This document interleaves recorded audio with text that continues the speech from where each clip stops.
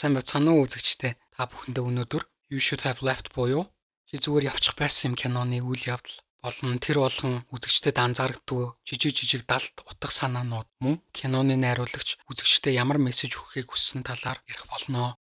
Ингээд кинонд оръё. Чи зүгээр явчих байсан юм киноны гол дүрийн хүн маань Theo Conroy. Тэрээр тэтгэвртэй гарахаас өмнө нэгэн томоохон банкны эзэн байсан нас тогтсон залуу.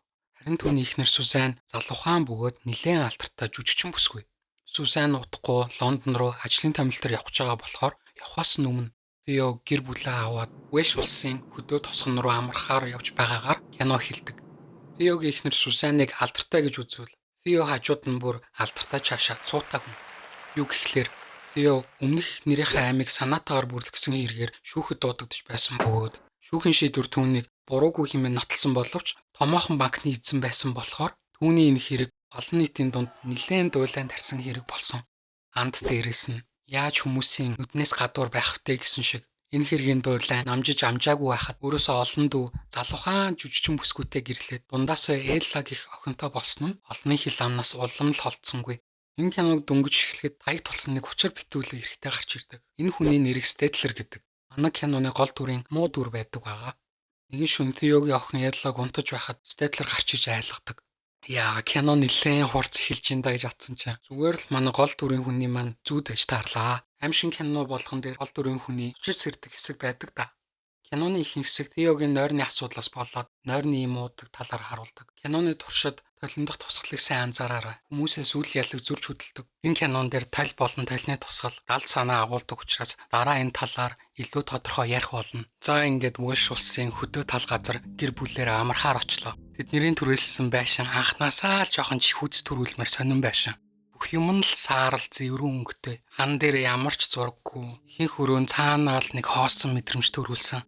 Тэдний хонсон ихний оройноос л сонин зүйлүүд болно. Гэхдээ энэ сонин зүйлүүд нь зөвхөн киног үзэж байгаа үзэгчдэд л анзаарахтаар зүйлсүүд. Жишээлбэл учир битүүлэг хүний сүудэр энд тэнд яваал, унтраагаад явсан ширээний чидэн гинт өөрөө асаал. Хамгийн сонин зүйл нь Theo их нэртэйгээ орондоо орж кино үзэх гээд оройны 10:34 үед явж байшингийнхаа бүх асаалтыг гэрлүүдэг унтраагаад сайндаа л 5 минут болоо буцаад ороод ирсэн чинь эхнэр нь аль хэдийн унтцсан байдیں۔ Theo гайхаад орондоо орлоо. Энэ үед камер орны хажуудлын цаган дээр очиход цаг аль хэдийн шөнийн 3 цаг өнгөрч байлаа. Тэгэхээр Theo хөл бүтэн 5 цагийн дараа өрөөндөө орж ирсэн болж таарлаа. Гэсэн ер нь тэргээч анзаараагүй. Эхнэр хамт кино үзэн гिचээд яагаад унтчихваа гэсэн шиг юм бодоол орондоо ороод унтангуудаа нөгөө муухай зүуднүүдэд зүудлээл гой. Зүуд гэснээс Theo энэ киноны туршид байн хар дардаг. Нэг бол өөрийнхөө охин хүж байна гэж зүудлэн, нэг бол хуучин ихнэрээ байн дотор живж байна гэж зүудлэн, нэг бол хуучин ихнэрээ байн дотроос нүдэ нээж байна гэж зүудлэн. Ерөөсөө тайван байж чадахгүй. Манай анд Theo хар дарахаа болохын тулд өдрийн тэмдэглэл хөтэлдэг. Тэмдэглэлтэй юу зүудлсэн талаар болон өөрийнхөө доторх мэдрэмжийн талаар бичдэг. Бас аппликейшн сонсож бясалгал хийдэг. Энэ кинон дээр далд утга санаа агуулдаг зүйлсийн нэг нь бол энэ тэнд тавьсан байгаа номнууд юм. Жишээлбэл Theoгийн орны хажууд байгаа ном бол биднийг унснаас хойш гэдэг нэртэй сэтгцэн аимшигын зохиол. Энэ номын гол дүрийн хүн айцтайгаа нүүр тулах шаардлага гардаг бөгөөд энэ нь яг Theoтой адилхан. Сузан хувцас баглж авах үед хэд хэдэн ном бас гарч ирдэг. Сохрууд гэдэг нэртэй энэ номонд өнгөрснөө мартаад шинэ амьдрал эхлүүлж байгаа хүмүүсийн талаар гардаг. Харин хинч биднийг ирж аврахгүй гэдэг нэртэй энэ номонд нөхцөл байдлаа өөрчлөхийг хүсэж байгаа хүмүүсийн талаар гардаг. Сузан болон Элла салхилаар гадуур явж байхдаа Элла ээжээсээ хүмүүс яагаад манай аав дургүй байдгийг асуухад Сузан аав нь өмнө нь хуучин эхнэрийнхээ аллагад сэжилдэгдэж байсан талаар ярьж өглөө. Энийг ярьж өгснэг сонсоод Theo болон Сузан хоёрын хооронд хэрүүл үүсээд яа тэгэхээр Theo цаг нь болохоор өөрөө охиндоо үүний талаар ярина гэж бодож байсан болж таарад. Учир нь Theoгийн амьдралд тохиолдож байгаа бүх зүйл өөрийнх нь хараагийн талаас гадуур болж байгаа юм шиг санагдаад энээс болоод улам бухимдаад тиймээс ядаж энэ сэдвийг зээ яаж охиндоо хэлэхээ өөрөө мэдмээр байсан талаар тэмдэглэлтэй бичсэн байдаг. Өдрийн тэмдэглэлийн сайн харуул хэдий гадна гаргадгүй ч гэсэн дотроо ямар их сэтгэл зүгээр цуцаж аргаа барж байгаа доторх хар мэдрэмжээ хайж чадахгүй байгаа талаараа бичсэн байдаг. Theo айгүй их стресс сэтгэл түгшил дотроо хоримтлуулж тэрнээсээ болж байн хар тардаг. Theo жоохон толгоос сэргийх гэж гэрээсээ гараад хүнсний дэлгүүр орлоо. Түүний орсон хүнсний дэлгүүрийн нэрийг орчуулбал Devachin-гийн талх гэсэн нэртэй дэлгүүр. Энэ кинонд дэр хэд хэдэн удаа Devachin-гийн талаар яригддаг. Devachin-гийн талаар голцоо Элла асуудаг. Жишээлбэл хүмүүст өгсөний дараа юу тохиолддог вэ? Devachin-д очихороо бүгдээрээ бие биентэйгээ уулзах уу? Гэх мэтчлэн.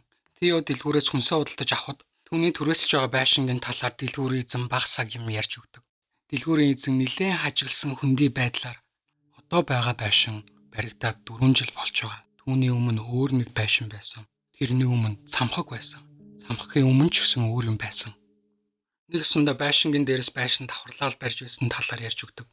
Бас дэлгүүрийн эзэн Тиог Стетлертэй уулзсан уу гэж асуулаа.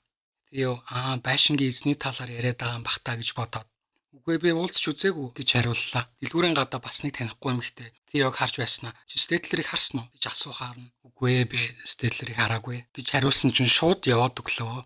Ажаад байхад энэ тосхны хүмүүс бүгдээрээ л Стетлер бол энэ байшингийн талаар юм мэддэг болтой.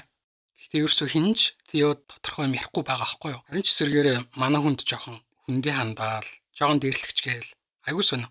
Дэлгүүрийн эзэн Тиог хүнс авахт нь хариулт мөнгө өгөхийн оронд гурвалжин шугам өглөө. Тио энэ шугамыг ашиглаад байшингийн хааныг 90 гарац биш гэдгийг мэдлээ. Тэгээ сони юм нь яагаад 90 гарац биш байгаа тэгэхэд энэ ямар учиртай гэдэг талаар хичээзээ чин кинон дээр дурдахгүй заяа. Амар сонио. Тэгээ анхнаасаа яагаад ийм оруулж ирсэн бүүмэд байшингийн дотор талыг хэмжиж үзэхэд гаднах хэмжээнээс доторх хэмжээ нь 180 см-аар урт болж таарад. Ерөнхийдөө энэ байшин гаднахаас илүү доторх нь том. Тио байшингийнхаа доорх подвол руу орж үзэхэд газар дээрээс нэг зураг олдог. Зурган дээр Тио охинтойгоо хамт унтж байгаа харагддаг. Хамт унтж байгаа ийм үзэгдэл одоо ерөөсөй гараагүй байгаа. Тио буцаад ажлынхаа ширээн дээр сухад хин нэгэн тэмдэглэл дээр нь "Яв, чи одоо явах хэрэгтэй. Яг одоо гар" гэж бичсэн байхыг харлаа. Хиндээ Тио бодохдоо Сюзаны нууц амраг Макс бичсэн юм бахтаа гэж бодлоо. Яасан бэ гэхээр анд санаандгүй байдлаар Сюзаныг 2 уцтай гэдгийг олж мэдээд 2 дахь утсан дээрээ Макс гэдэг нэртэй нууц амрагтаа болж таарад Макс манай 3-ыг дагаад хамт хүрээд ирсэн бахтаа гэж бодоод Сюзантай очиж заргалдаад Максинд ирсэн байгаа мó гэж асуухад Сюзан өөдөөс нь "Үгүй ээ, Макс Америкт байгаа, ажил дээр байгаа" гэж хариуллаа. Тэр хоёрын маргаан нилээн хүндрээд сүүлдээ Сюзан машин унаад гадуур хонохоор гарлаа. Ядаж Макс тэр очиод хамт хонч чадахгүй нь харамсалтай юм да тий. Тэгэхээр тэмдэглэл дээр нь Макс бичээгүй бол өөр хэн тэмдэглэл дээр нь бичсэн байх вэ? Юудаж Тио охинтойгоо хамт хоёулахна байшиндаа хонохоор боллоо. Тэгсэн чинь жинхэнэ солиотой юмнууд ар араасаа болж эхэллээ. Байшин өрөөнийхөө байрлалуудаа өөрчлөөл, галт тоогоо руу явдаг коридор нь гинт зойр руу яваал. Тио Элла хоёр бие биенээсээ төөрөөл. Тэгсэн Элла таяг тулсан хөгшин Стетлертэй таарад зүхтаагаад арай хийж Тио охиноо олоод тусламж хуухаар өдөр орсон дэлгүүрийн эзэнд лөө залгахад дэлгүүрийн эзэн туслахын оронд айгүй хүүтнээр байшингийн талгаар нэг зүйл хэлж өгдөг. Том сүм рүү шоргоолж орж ирснээ хаана юунд орж ирснээ мэдтгүү шиг энэ байшин жирийн хүний мэдлэг ойлголтоос хэтэрсэн зүйл наад байшинг чинь чөтгөр барьсан. Чөтгөр хүмүүсийн сүнсийг цуглуулахаар цамхаг барьсан боловч бурхан түүнийг нураагаад хайчдаг. Чөтгөр дахиад барьдаг. Байшин байнга нураагтаал дахин баригддаг. Яг л бурхан чөтгөр хоёрын мөнхийн тэмцэл шиг энэ байшин олдох хүндээ л олддог гэж хэлсэн уцаа тасалчдаг заяа. Тио дэлгүүрийн эзний яриаг сонсож байхдаа анх эрэхт нь хан дээр ямар ч зураг байхгүй байсан. Гэсэн одоо хан дээр дүүрэн зургууд өрөөстэй болцсон байдаг заяа. Магадгүй энэ зургнууд дээр байгаа хүмүүс энэ байшинг авч утсан хүмүүсийн зургууд байх. Энэ тосхны хүмүүс анхнаасаа л энэ байшингийн талаар болон Стетлер гэдэг ямар хүн байдаг талаар мэддэг байсан бололтой. Өөрөөр хэлбэл чөтгөр Стетлер гэдэг нэрээр энэ байшин түрээсэлдэг болж таарлаа. Тио их нэртэйгээ уцаараа холбогдож чадахгүй байгаа болохоор за машингүй ч гэсэн тосгон руу алхаад ч болоо оройдоо орчие гэж бодоод охиноо аваад гэрээсээ гараад алхаа явж байтал тэдэн рүү Тиотой адилхан нэг хүний сүүдэр гэр дотроос харж идэв. Манай хоёр тэрийг тоохгүй шуухан л хоёулаа тосгон руу чиглэл алхлаа. Тэр хоёр маш удаан алхаад хүүтэнд даарад ядраад явж байгаа дурагшаа харсан чинь зараа нөгөө байшин дээр буцаа хүрээд ирлээ. Манай хоёрыг энэ байшин явуулахгүй шинжтэй. Ядраа даарад байгаа болохоор манай хоёр аргагүй ирэхэнд байшинд орж хонохоор шийдлээ. Тэр хоёрыг унтж байсан чинь уламжлалж ясаар Тиог охиноос нь салгаад төөрүүлээд байшин Тиог аваад цаг хугацаа орон зайгаар аялуулж эхэллээ. Нэг харсан чинь анх гэр бүлэрээ байшин л орж ирсэн үзэгдлийг харуулаад нэг бол Тио Элла хоёр байшингаас цухтаагаад тосгон руу алхаж байгаа үеийг харуулаад түрүүн гэр дотроос тэдэн рүү харж исэн хүний сүдэр Тио өөрөө болж таарад энэ байшин хүний зүүдийг ашиглаад цаг хугацааг удирдах чадвартай болж таарад. Сүүлдээ кинон дээр Тио зүүдлээд байна уу эсвэл жинкнээсээ энэ үйл явдал болоод байна уу мэддэхээ болоод эцэст нь Тио ашгүй нэг Стетлертэй нүүр туллаа. Энэ бүх хугацаанд Тиог сэтгэл зүгээр нь шаналгаж мартахыг хүссэн өнгөрсөн зүйлийг сануулсаар ирсэн тэр доглон хөгшин Стетлер утан гарч ирлээ. Тио уурандаа нөгөө хөгшин нүүр нүдг зодж эхэллээ. Гэтэл нөгөө хөгшин гинэт өөрөө Тио болох хөрчлээ. Стетлер үнэндээ Тио байсан гэж үү? Тио аргагүй ирэхэнд өнгөрсөнтэйгөө нүүр туллаа. Яг үүндээ Theo өөрийнхөө хуучин эхнэрээ алсан болж таараа энэ бүхнээ мартах гэж олон жил бясалгал хийсэн. Яагаад тэгэхээр хуучин эхнэртэйгээ үргэлж хэрэлддэг, бие биенээ гомдоодог. Эхнэр нь живж байхад Theo түүнийг аврах боломж байсан. Гэхдээ зүгээр л хараа зогсож исэн. Эхнэрээ аварч чадаагүй гэдэг гэмшил олон жилийн турш түүнийг сэтгэлээ зовоож шаналгасаар ирсэн. Өнгөрсөн явдлууд нь бодогдоод унтаж чаддгүй. Стетлер чихэнд нь чи тэгэхээр хийх ёстой зүйлээ мэдэн тэ гэж хэлсэн алга болчдөг. Маргааш өглөөс үсэн тэр хоёрыг авахаар ирэхэд Theo бүх үнэнээ эхнэртэй хэлдэг. Хийсэн гэмээ хүлээж шийтгэл авах хэрэгтэй гэдгээ ойлгосноо ярьдаг. Мөн энэ бүхний улмаас ойр дотны хүмүүсээ охироож болохгүй гэдгээ тайлбарладаг. Эхнэр нь хамт явъя л та гэж ятгахад Theo өөдөөс нь хэрвээ би та нартай хамт явбал гуруула буцаалд нь байшинд хүрээд ирнэ. Энэ байшин намайг явуулахгүй. Тиймээс та хоёр надхгүйгээр яв гэж хэлдэг. Эхнэртэй хамгийн муудалж байхдаа энэ олон жилийн турш хуучин эхнэрээ алсан гэмээ бусдаас нууж дотроо их бухимддаг байснаа хэлдэг.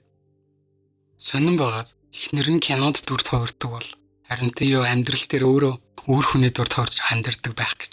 Эцэст нь Theo эхнэртэй хэлэхдээ олон жилийн өмнө би энэ бүх асуудлаа хаяа зүгээр явчих байсан юм гэж хэлдэг. Та анзаарсан бол сая киноны нэр байсан. Өөрөөр хэлбэл чи зүгээр явчих байсан юм гэдэг нь гэрээс явна гэсэн утгатай биш. Харин амьдрал дээр чинь сүргээр нөлөөлж байгаа. Чамайг буруу зүйл хийхэд хүргэж байгаа бүхнийг орхиод зүгээр яв гэсэн санааг илэрхийлж байгаа юм. Theo хуучин эхнэртэйгээ хэрэлдэн байна. Би биэнд өс санан байн хамт байхаа оронд хаяа зүгээр явчих байсан юм. Анх тэмдэглэл дээрээ тэр бичсэнийг хараад гэрээсээ зүгээр явчих байсан юм. Гэвч одоо Theo өөрийгөө энэ байшинд үлдэх ёстой гэдгээ бүрэн итгэсэн. Тосгоны хүмүүс анхнаасаа л энэ байшин муу зүйл хийсэн хүмүүсийг аваа явдаг гэдгийг мэдж байсан болж таарад. Тийм болохоор анхнаасаа л Theod бүгдээрээ муухан андаал. Удахгүй энэ байшин аваа явна гэдгийг мэдээд дэлгүүрийн эзэн хүртэл хүн судалтаж авахт нь хариулт мөнгө өгөөгүй штэ. Киноны туршид гарч байгаа хүмүүсийн сүүдэр аяг их далд санаа агуулдаг. Жишээ нь Элла сүүдрээрээ тоглож байхад нь үл таних хүний сүүдэр гэрээр нь яваал. Гэрээсээ гараад явхад тэднэр рүү хүний сүүдэр хараал. Киноны камер Theo руу биш эсэргээрээ сүүдэр рүү фокуслал үзэгчдийг ямар нэгэн байдлаар юм ботход хүргэж байгаа. Энэ кинон дээр Theoгийн сүүдэр өөрийнх нь гимшлиг илэрхийлдэг. Олон жилийн турш нууж явсан гим нүгэл нэцтэй киноны төгсгөлд ил гардаг. Ингээ ботхоор яг Theog аль хэдийн байшин аваад явцсан. Бид нар анхнаасаа л нэгэн хивэнд давтагдсан цикл үзээд байгаа юм шиг санагддаг. Киноны төгсгөлд ханаараа дүүрэн зурагтаа кортер харуулдаг. Магадгүй эдгээр зургууд нь өмнөх түрээслэгч нарын зураг биз. Яг энэ үзэгдэл явж явах үед ард нь Clash хамтлагийн Should I Stay or Should I Go буюу би үлдэх үү эсвэл би явах уу гэдэг нэртэй дуу явж идэгцэн амар сонирхолтой. Ингээд хамгийн сүүлд энэ байшинг түрээслэхээр шин зар нийт дээр тавигдж байгаа харагддаг. Хэрвээ сайн харуул зарыг тавьсан хүнийх нь нэр нь Stedler. Манай анд дараачийн хүнээ хайгаад эхэлсэн бололтой. Киног үзэх тусам Stedler манай бро Theog хийсэн зүйлээ эргцүүлж үнэнгээ өгчүүлэх гэсэн алд зорилго байгаа нь харагддаг. Stedler уг нь Theog охинтой нь хамт байшинд аваад үлдэх боломж бол байсан. Гэхдээ тэгээгүй. Хэрвээ Stedler үнэхээр нь чөтгөр мөн байсан бол Theod ийм боломж өгөх үү те. Энэ талаар юу гэж бодож байгаа та бүхэн комент хэсэг бичээрэй. Эсвэл Stedler зүгээр олон жил байшинд хоригдоод хөгшрөөр тагт болсон Theoгийн дүрэн болов. Аль нь ч байсан бай. Stedler Theoгийн дотор байсан айдас гимшлийг гаргаж ирж эцэст нь түүнд амар амгаланг олоход нь тусалсан юм шиг. Энэ удаагийн бичлэгийг үгээр өндөрлөө. Баяртай үзэгчтэй.